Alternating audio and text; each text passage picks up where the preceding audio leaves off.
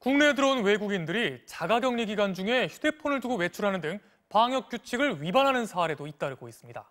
정부는 이들에 대해 추방 명령을 내리고 범칙금도 부과했습니다.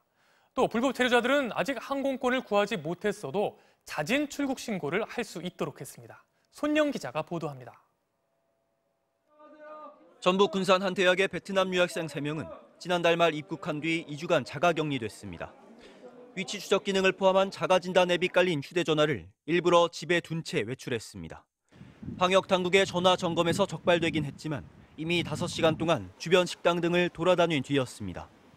전화를 했는데 전화를 안 받으셔가지고 현장에 가서 확인을 해서 없는 것을 보고 적발을 한 것입니다.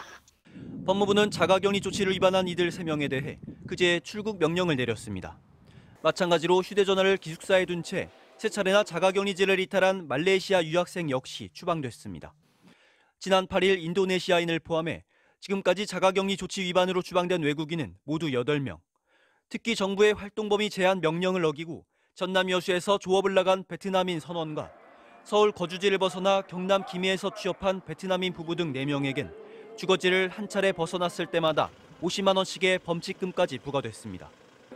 이 밖에 공항 등에서 입국 절차를 밟던 중 격리 조치에 동의하지 않은 29명과 격리시설 입소를 거부한 4명도 곧장 송환됐습니다.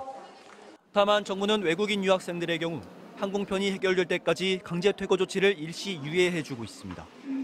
또 코로나19의 여파로 노선이 줄거나 없어진 국가의 불법 체류자들에겐 당장 항공권이 없어도 출국 신고를 하면 범칙금 등을 면제해주기로 했습니다. 법무부는 앞으로도 코로나19와 관련한 정부 조치를 위반하는 입국자에 대해선 범칙금 부과와 강제 추방 등 엄정 대응하겠다고 강조했습니다. MBC 뉴스 손영입니다.